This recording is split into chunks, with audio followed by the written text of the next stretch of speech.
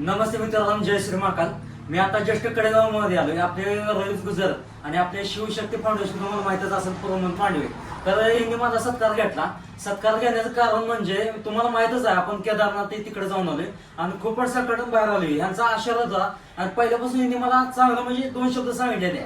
आणि पहिलं म्हणजे तुम्हाला हकीकत सांगण्यात मला काही सांगा, खूपच म्हणजे आपण वाईट वागत होतो. 2 शब्द यांनी सांगितले, तू रस्ता पकड, तू चांगला पकड. आणि असे सांगणारे खूपच माणसं कमी असते.